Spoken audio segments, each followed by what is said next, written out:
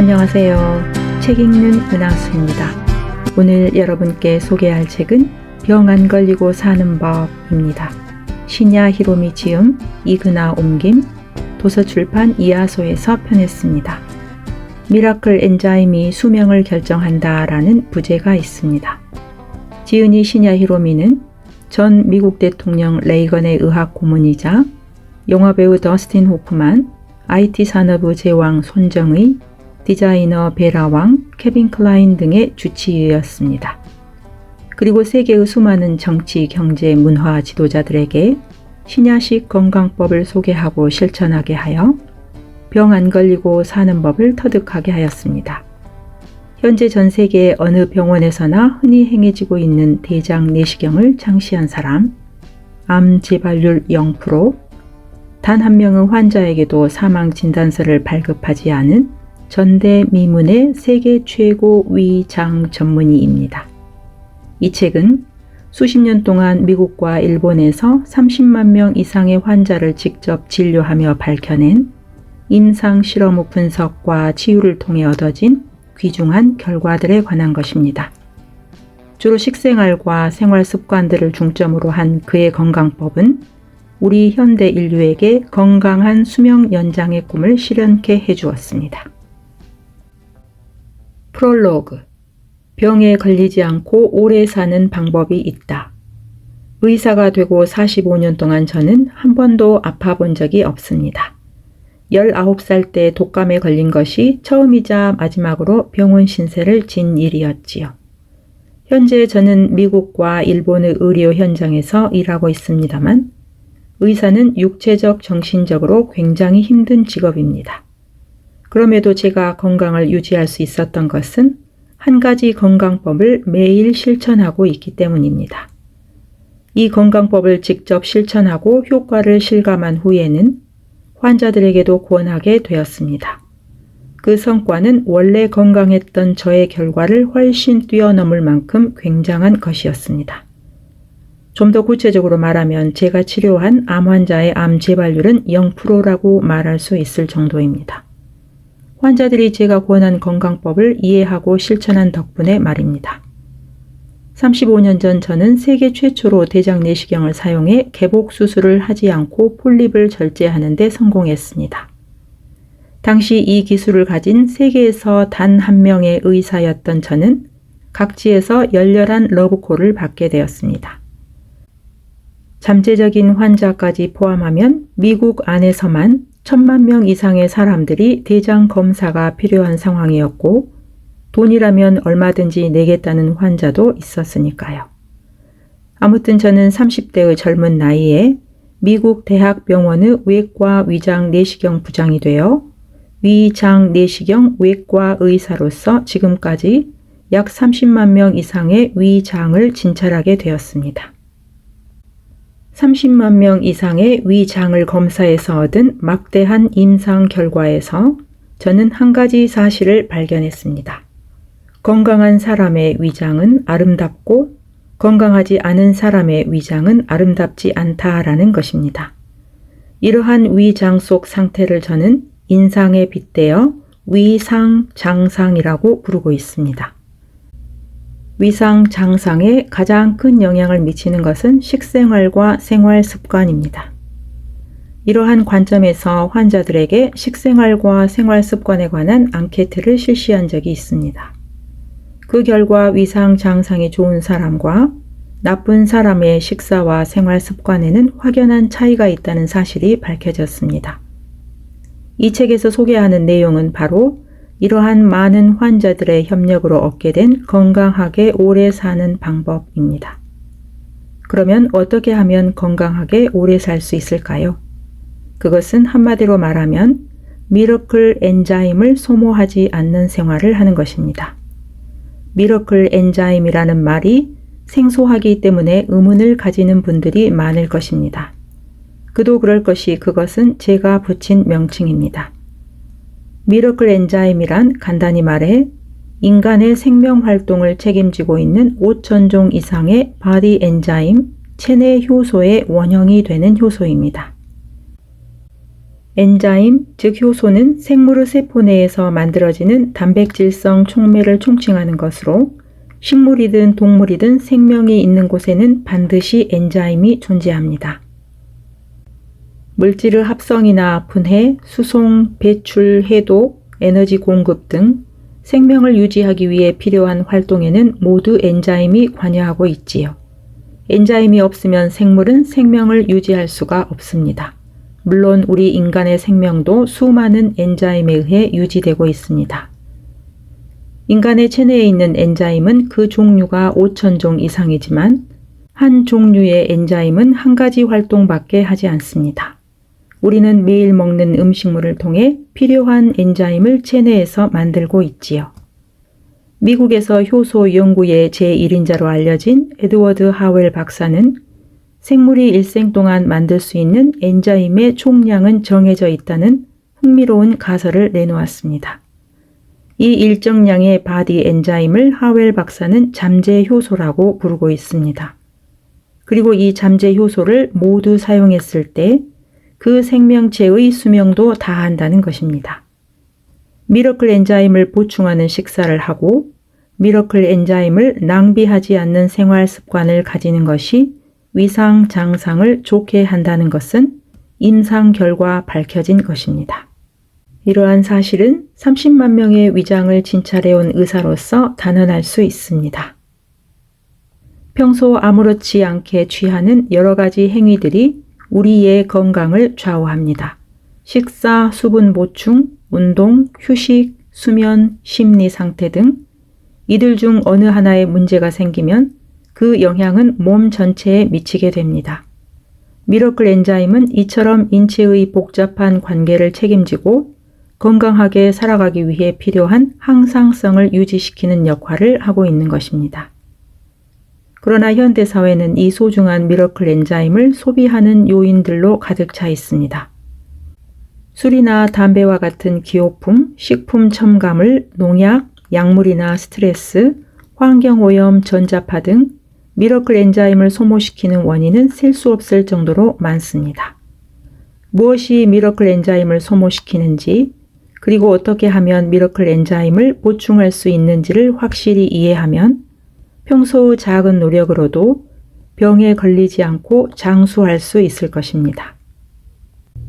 위장 내시경 전문의로 일한 지 약 40년이 지났지만 나는 단 한 번도 사망진단서를 쓴 적이 없다. 내가 사망진단서를 쓰지 않고 지금까지 올 수 있었던 것은 건강하게 사는 것을 목표로 환자와 함께 진지한 싸움을 계속해왔기 때문이라 생각한다. 의사의 치료만으로는 결코 환자를 건강하게 할 수 없다.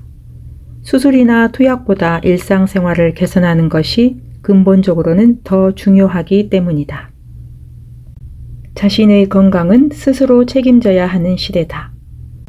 병은 의사와 약이 고쳐주는 것이라는 생각은 버려야 한다. 이제까지 환자는 수동적인 입장에서 의사가 처방해준 약을 먹고 잠자코 의사의 지시에 따르기만 하면 되었다.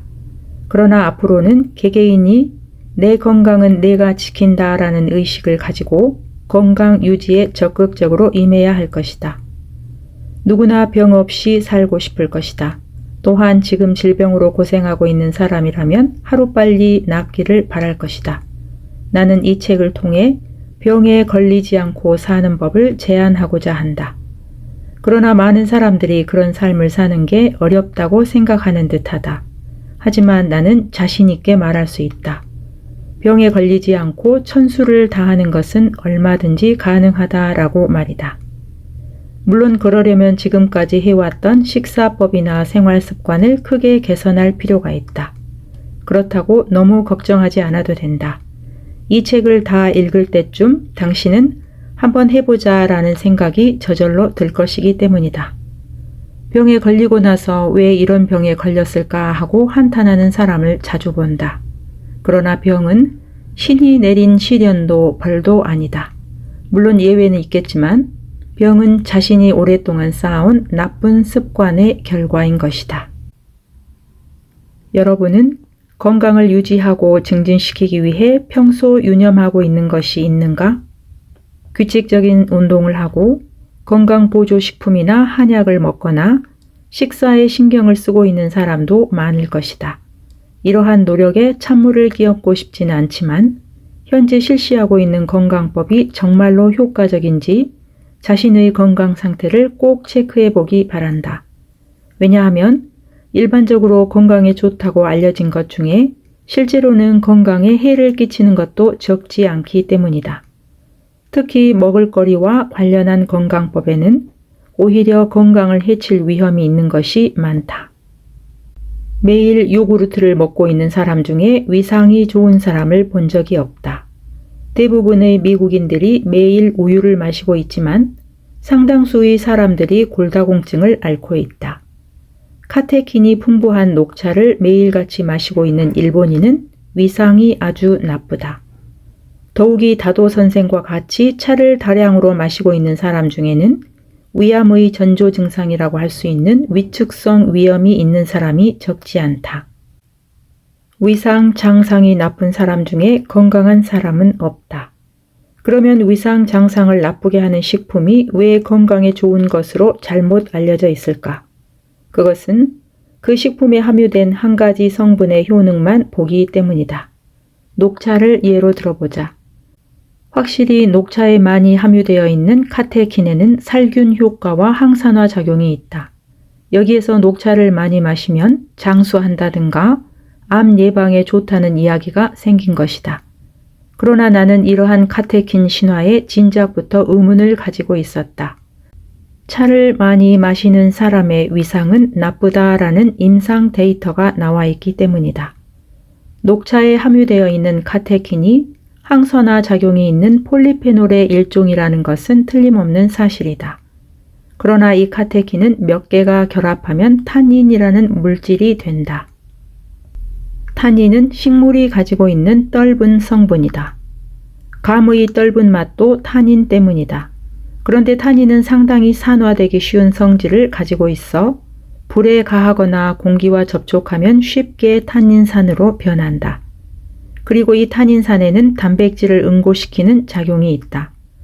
녹차에 함유된 타닌산이 위 점막을 손상시켜 위상을 나쁘게 하는 것이라고 본다. 실제로 타닌산을 많이 함유한 차, 녹차, 중국차, 홍차, 커피, 삼백초차, 두충차 등을 평소에 자주 마시는 사람의 위를 내시경으로 보면 점막이 얇아져 있는 위축성 변화를 볼 수 있는 경우가 많다.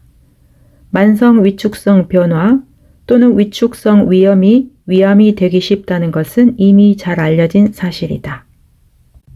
그래도 차를 좋아하는 사람은 무농약으로 재배한 찻잎을 사용하고 비교적 위 점막에 부담을 주지 않도록 공복을 피해 식후에 마시도록 한다. 횟수도 하루에 2-3잔 정도로 그치는 것이 좋다.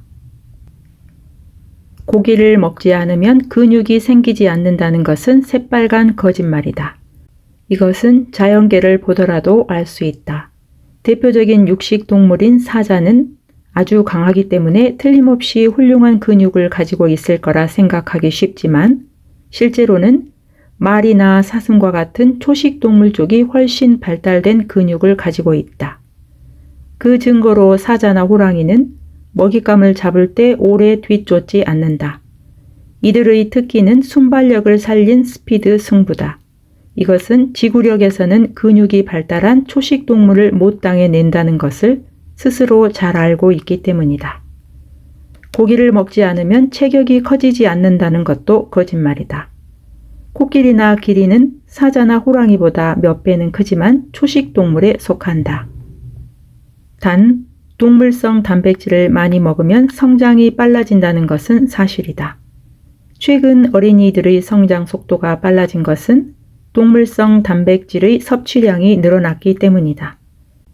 그러나 여기에도 육류 위주 식사의 위험이 도사리고 있다. 성장은 어느 시점에 이르면 노화가 시작된다. 결국 성장을 촉진하는 육류 위주의 식사는 다른 말로 바꾸면 노화를 재촉하는 식사가 되는 것이다. 건강하지 않은 사람의 위는 점막이 얼룩덜룩하고 부분적으로 붉은빛을 띠거나 부어 있다. 위축성 위염인 경우는 위 점막이 얇아지기 때문에 점막 아래의 혈관이 비쳐 보인다. 또한 위 점막이 위축되면 그것을 보완하기 위해 표면 세포가 부분적으로 증식하므로 위벽이 울퉁불퉁해진다. 이렇게 되면 암으로 진행하는 것은 시간 문제다. 건강하지 않은 장은 장벽의 근육이 두껍고 딱딱해지므로 불균등한 주름이 생기거나 군데군데 고무밴드를 끼운 듯한 주름이 나타나 있다. 내가 치료하고 있는 환자들이 신야 식사 건강법을 진지하게 실천하고 있는 것은 이것이 자신의 생사에 직결된다는 것을 알고 있기 때문이다. 이를 위해서는 먼저 육식을 계속할 경우 장 속에 어떤 변화가 일어나는지 알고 넘어갈 필요가 있다. 육식을 계속하면 장벽이 점점 딱딱하고 두꺼워지는데 이것은 식이섬유가 없어 대변의 양이 극단적으로 줄어들고 이 적은 양의 대변을 배출하기 위해 장이 필요 이상으로 연동운동을 하기 때문이다. 즉, 과도한 연동운동에 의해 장벽의 대부분을 구성하고 있는 근육이 단련되어 두꺼워지고 커지는 것이다. 이와 같은 과정을 반복하다 보면 장은 점점 딱딱하고 짧아져 간다. 장벽이 딱딱해지면 내강은 좁아진다. 딱딱하고 좁아진 장의 내압은 높아지게 되는데 육류를 먹으면 동물성 단백질에 지방까지 대량으로 섭취하게 되므로 장 주변의 지방층이 두꺼워지고 이에 따라 장벽의 압력이 더욱 가해진다. 장내의 압력이 높아지면 점막이 안에서 밖으로 밀려나는 현상이 일어나는데 이 현상으로 인해 주머니 모양으로 움푹 파인 개실이 생긴다. 이렇게 되면 안 그래도 적은 양의 대변은 장 속을 이동하기가 어려워지고 그 결과 장 속에 오랫동안 정체하는 숙변이 쌓이게 된다. 이 숙변은 장벽에 들러붙듯이 쌓이는데 개실이 있을 경우 그 안에 숙변이 들어가게 되므로 배변이 더더욱 어려워진다. 개실이나 주름 사이에 쌓인 숙변에서는 독소가 발생해 그 부분의 세포가 유전자 변화를 일으켜 폴립이 만들어진다. 이 폴립이 자라서 암으로 진행하는 것이다. 장상의 악화는 대장암, 대장폴립, 개실염 등 각종 대장질환을 일으키는 것으로 그치지 않는다. 실제로 장상이 나쁜 사람의 많은 수가 자궁근종, 고혈압, 동맥경화, 심장병, 비만, 유방암, 전립선암, 당뇨 등 이른바 생활습관병을 가지고 있다. 이처럼 위상 장상이 나쁘다는 것은 단순히 겉모양이 나쁘다는 뜻이 아니라 몸이 내부에서 병들어가고 있음을 의미한다. 내가 위상 장상에 주목하게 된 것은 장상의 좋고 나쁨이 단순히 그 장기만의 문제에 그치지 않고 그 사람의 건강 상태를 가장 잘 반영한다는 것을 알면서부터였다. 덕분에 지금은 내시경으로 위장을 보는 것만으로도 그 사람의 건강 상태나 생활 습관은 물론 때로는 수명까지도 예측할 수 있다. 건강에 문제가 있는 사람은 반드시 위상 장상에 적신호를 보낸다. 예를 들어 유방암 환자는 개실이나 숙변이 많고 장상이 나쁘다. 유방암과 장은 일반적으로 생각할 때 관계가 없는 것 같지만 실제로는 밀접한 연관이 있다. 건강의 열쇠는 엔자임의 양이었다. 엔자임이란 쉽게 표현하면 생물이 살아가기 위해 필요한 모든 행위를 가능하게 하는 것이다. 동물이든 식물이든 생명이 있는 곳에는 반드시 엔자임이 존재한다. 예를 들어 식물의 씨앗에서 싹이 나오는 것도 엔자임이 작용하고 있기 때문이다. 이 싹이 잎으로 성장하고 커다란 줄기로 자랄 때도 엔자임이 작용하고 있다. 우리 인간의 생명활동도 수많은 엔자임에 의해 이루어지고 있다. 소화 흡수는 물론 세포가 새로운 것으로 교체되는 신진대사도 체내에 들어온 독소를 분해해 해독하는 것도 엔자임의 작용이다. 따라서 엔자임의 양과 활성도가 건강 상태에 큰 영향을 미치는 것이다. 사람의 체내에서 작용하고 있는 엔자임은 5,000종 이상이라고 한다. 그런데 이것이 전부 체내에서 만들어지는 것은 아니다. 엔자임은 체내에서 만들어지는 것과 외부로부터 음식물의 형태로 섭취되는 것 두 종류가 있다. 그리고 체내에서 만들어지는 효소 중에서 장내 세포가 만들어내는 것이 약 3,000종이라고 한다. 위상 장상이 좋은 사람들의 공통점은 엔자임을 다량 함유한 식품을 많이 섭취하고 있다는 것이다. 한편 위상 장상이 나쁜 사람들의 공통점은 엔자임을 소비하는 생활 습관에 있었다. 습관적인 음주나 흡연, 과식이나 대식, 식품 첨가물을 함유한 식사, 스트레스가 많은 생활 환경, 의약품 의존 등은 모두 엔자임을 대량으로 소비하는 행위다. 이 외에도 나쁜 식사에 의해 장내에서 만들어진 독소, 자외선이나 X선, 전자파 등에 접촉했을 때 대량으로 생기는 프리레디컬, 활성산소 해독에도 다량의 엔자임이 소비된다. 여기에서 우리는 건강을 유지하기 위해서는 체내의 엔자임을 증가시키는 식생활을 하고 동시에 체내의 엔자임을 소비하는 생활 습관을 개선할 필요가 있음을 알 수 있다. 그리고 이것이야말로 내가 주장하는 신야 식사 건강법의 기본이다. 미국의 효소 연구 제1인자인 에드워드 하웰 박사는 생물이 일생 동안 만들 수 있는 엔자임의 총량은 정해져 있다고 말한다. 그는 이 일정량의 엔자임을 잠재 효소라고 부르는데 이 잠재 효소를 모두 사용했을 때가 바로 그 생명체의 수명이 다한 때라는 것이다. 몸속 엔자임의 양이 우리의 생명을 쥐고 있다는 것은 확실하다. 신야 식사 건강법이 먹을거리를 중요시하는 이유는 바로 여기에 있다. 엔자임 함유 식품을 섭취하면 장내 환경이 개선되어 결과적으로 장내 세포가 엔자임을 만드는 데 도움을 준다.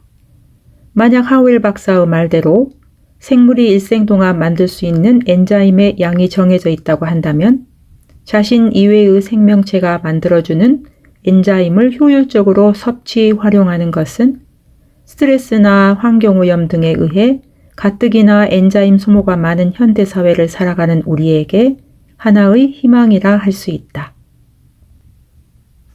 나는 위 수술을 한 환자에게도 처음부터 보통식을 먹게 한다. 엔자임의 작용을 안다면 죽보다 보통식이 좋은 이유를 금방 이해할 것이다. 보통식이 좋은 이유는 꼭꼭 씹는 행위가 필요하기 때문이다. 꼭꼭 씹는 것은 침의 분비를 촉진시킨다.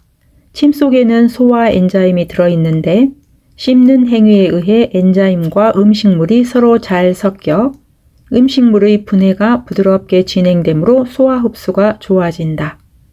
그러나 죽은 처음부터 흐물흐물한 상태이므로 제대로 씹지 않고 삼켜버리게 된다.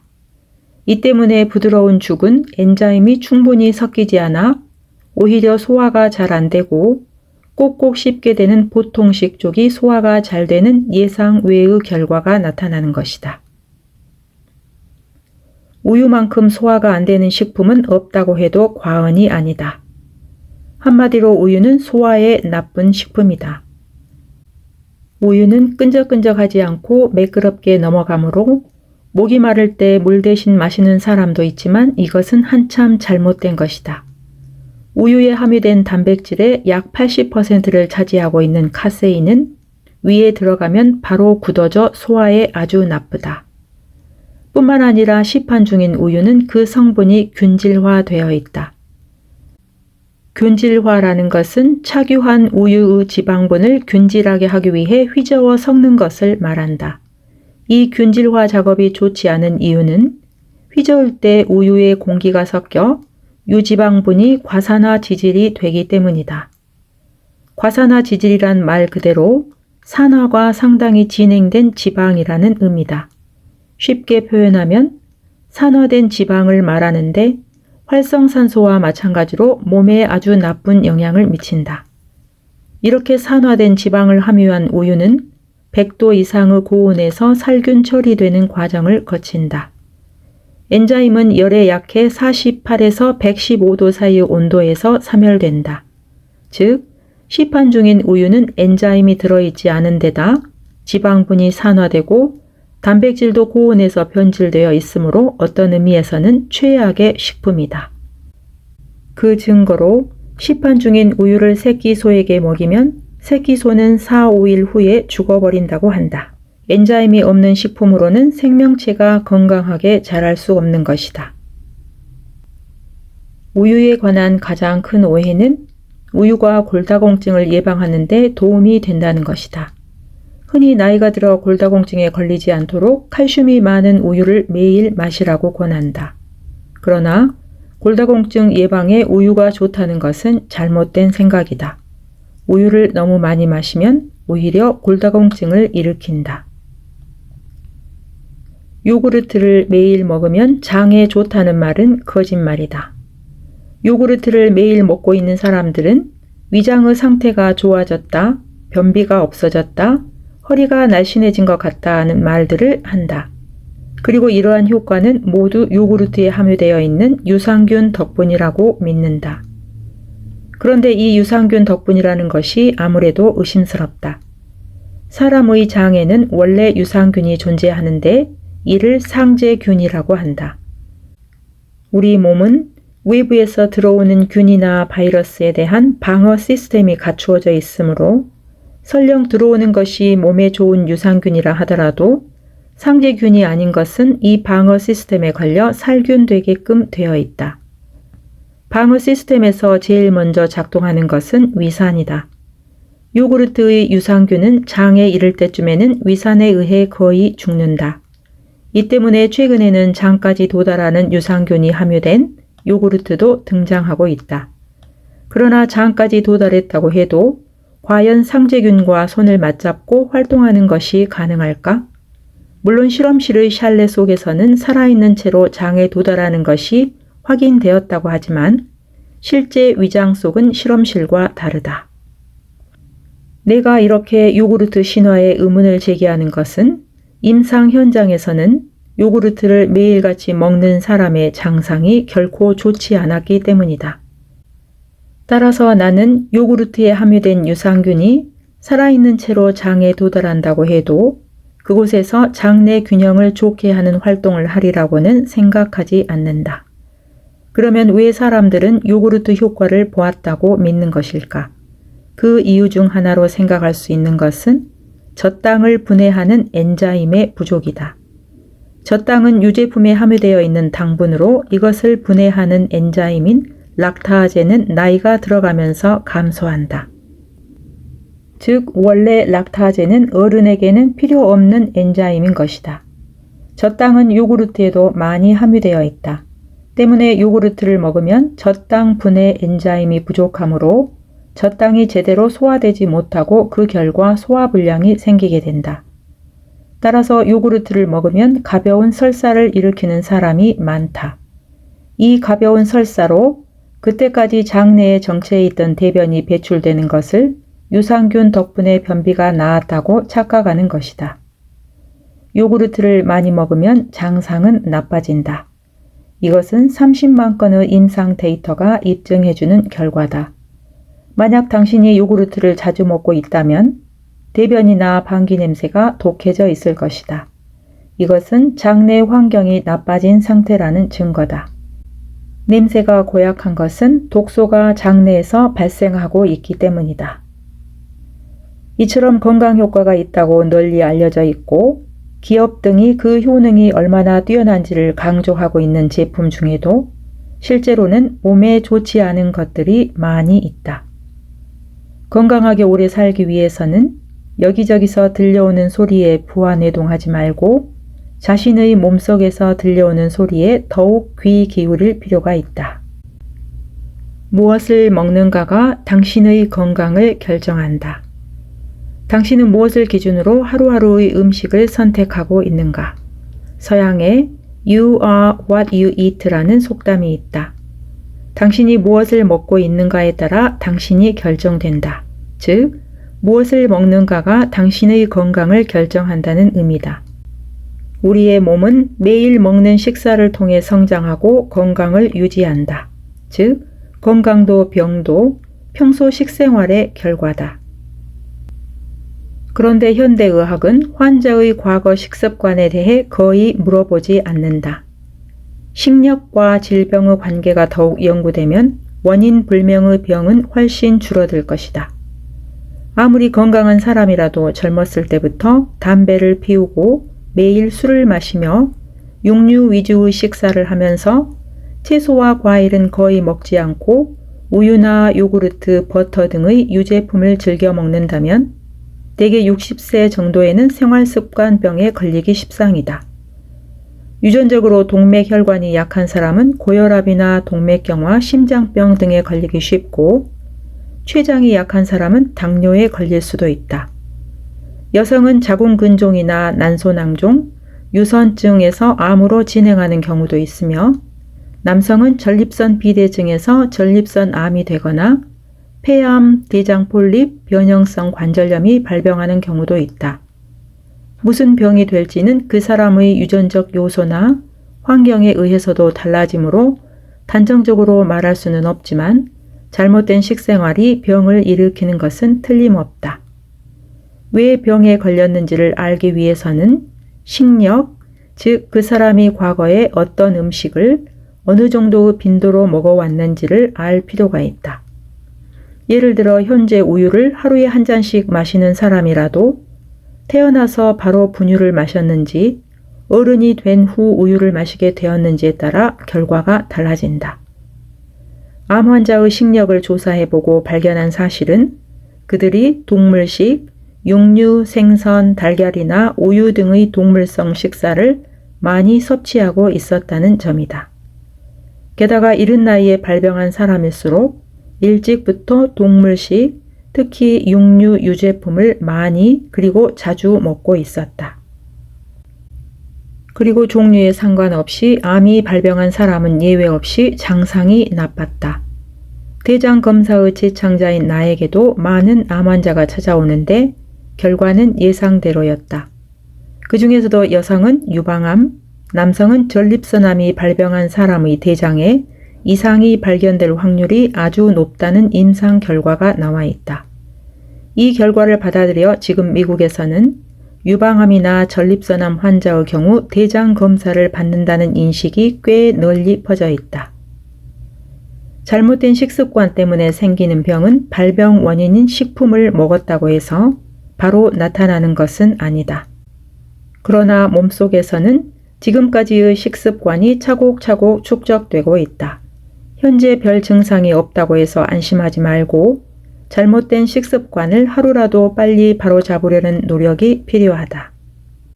무조건 엔자임이 많이 함유된 식품을 먹자. 신야식사법에서는 기본적으로 엔자임을 많이 함유한 식품을 좋은 식품, 엔자임이 적거나 줄어들고 있는 식품을 나쁜 식품으로 규정하고 있다.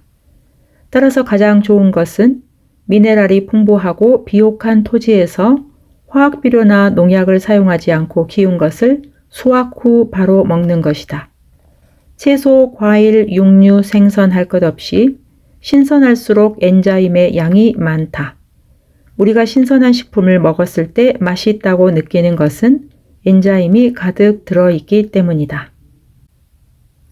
사람보다 체온이 높은 동물의 고기는 피를 탁하게 한다.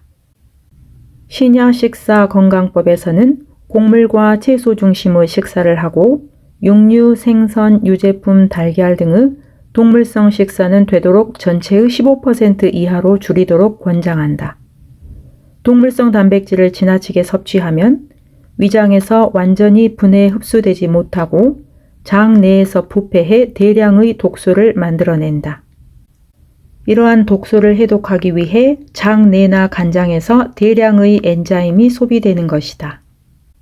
소나 돼지, 새의 체온은 38.5도에서 40도로 사람보다 높다. 닭의 체온은 이보다도 더 높은 41.5도다.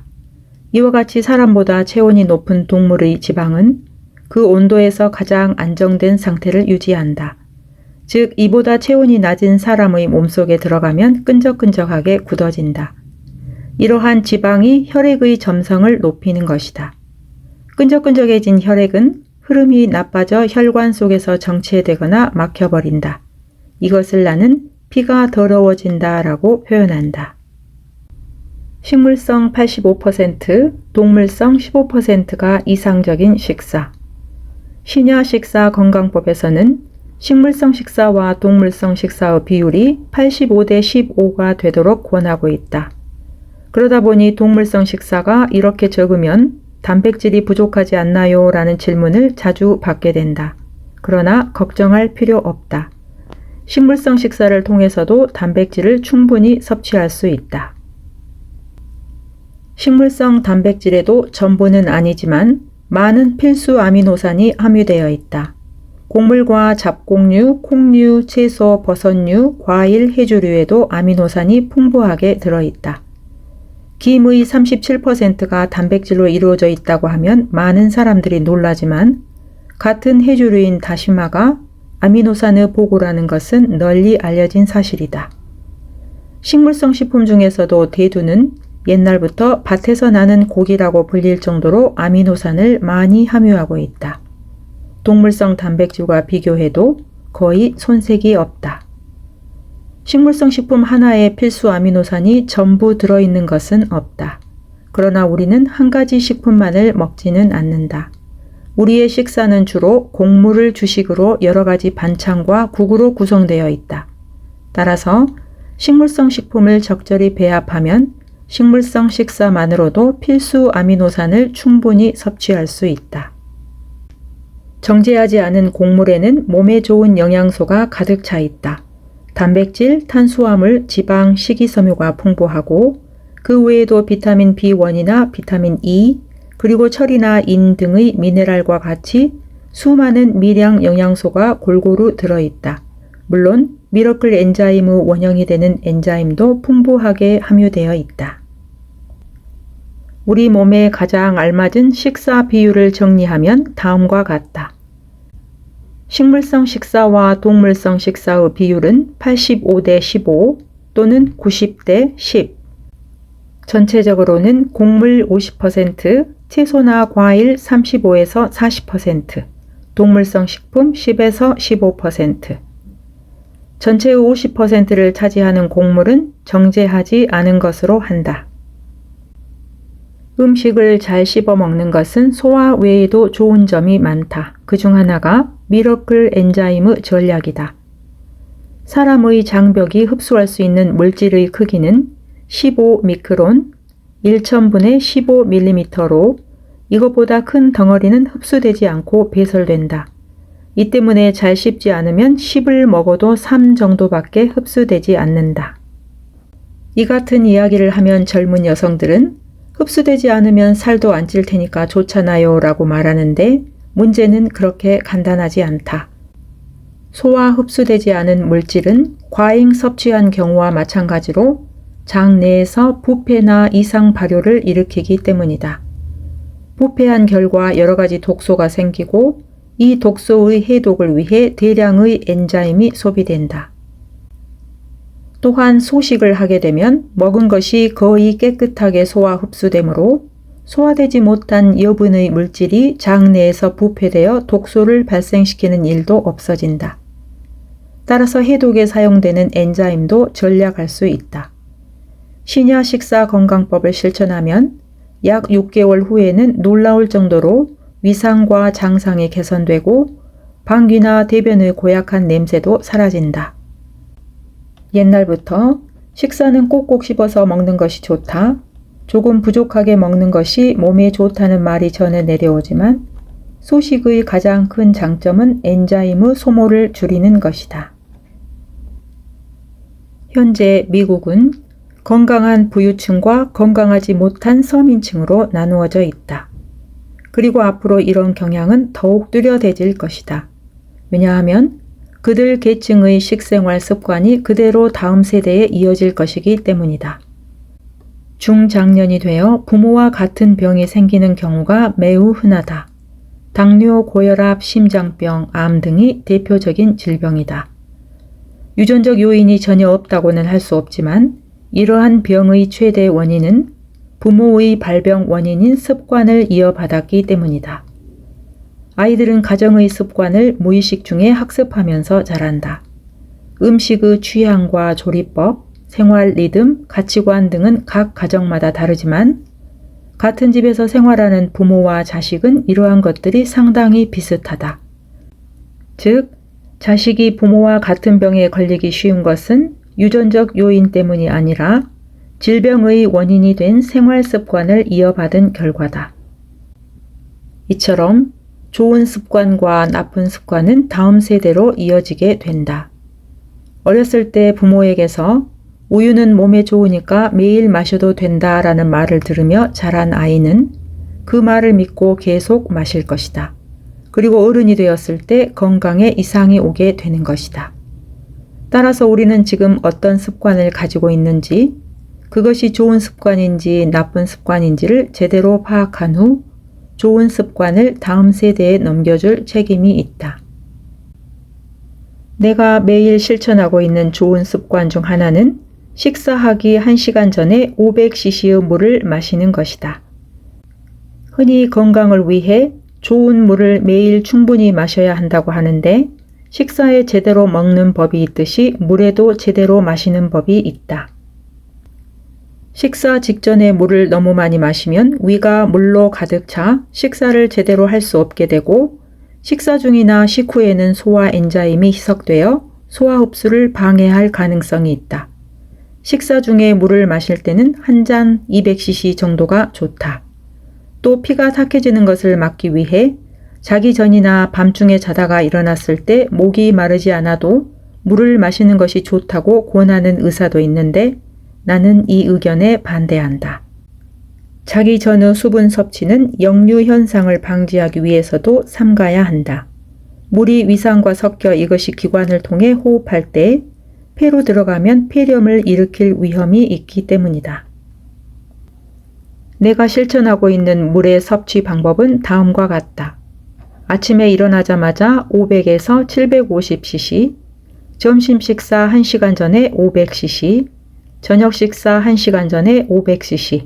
물론 이것은 하나의 기준일 뿐이다. 겨울철에는 냉수를 마시면 몸이 차가워지므로 따뜻한 물을 천천히 마시는 것이 좋다.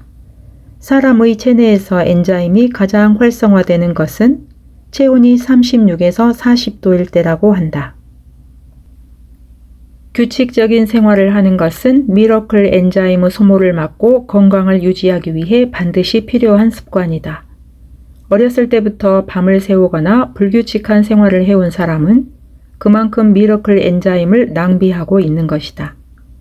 과로사의 실태는 다른 말로 표현하면 미러클 엔자임의 소모사다. 의사는 상당히 힘든 직업이지만 나는 45년간 단 한 번도 몸이 아파서 일을 쉰 적이 없다. 이것은 미러클 엔자임을 소모하지 않는 생활 습관을 길렀기 때문이다. 어떠한 리듬이든 규칙적인 생활을 하는 것이 건강을 유지하는 데 절대적으로 필요하다. 닥터 시냐의 미러클 엔자임을 소모하지 않는 생활. 아침 6시 눈을 뜨자마자 가벼운 팔다리 운동으로 하루를 시작한다. 운동이 끝나면 20도 정도 좋은 물 500에서 750cc를 천천히 마신다. 물을 마시고 약 20분 후 물이 장으로 이동할 즈음에 엔자임이 풍부히 함유된 신선한 과일을 먹는다. 아침 식사는 과일을 먹고 나서 3-40분 후에 한다. 아침 식사 후 주식은 현미에 5에서 7가지 잡곡을 섞은 것이다. 점심 11시가 지나면 우선 물을 500cc 정도 마신다. 그러고 나서 약 30분 후 과일이 있으면 먹는다. 과일은 식후 디저트로 먹는 사람이 많지만 식사하기 30분 전에 먹는 것이 좋다.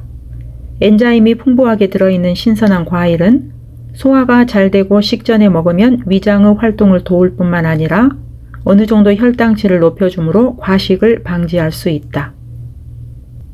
식사할 때도 되도록 샐러드처럼 가열하지 않은 것부터 먹으면 소화가 잘 된다. 그리고 식후에 2-30분 정도 낮잠을 잔다. 저녁, 점심 식사 후에는 되도록 간식을 먹지 않고 4시 30분 정도가 되면 다시 500cc의 물을 마신다. 30분 후 과일을 먹고 다시 3-40분 후 저녁 식사를 한다. 나는 매일 과일을 많이 먹는데 과일은 먹고 싶은 만큼 먹어도 좋다는 것이 나의 생각이다. 단, 식전에 먹는 것을 잊지 말자. 1996년부터 성인병이라고 불리던 질환이 생활습관병이라는 명칭으로 바뀌었습니다. 그러나 나는 기회가 있을 때마다 이것은 습관병이 아니라 자기관리 결함병입니다 라고 말합니다. 이미 병에 걸린 사람에게는 이 말이 심하게 들릴지도 모릅니다. 하지만 그들은 올바른 지식을 얻지 못했기 때문에 병이 난 것이므로 사회와 의사의 잘못이라고 할 수 있습니다.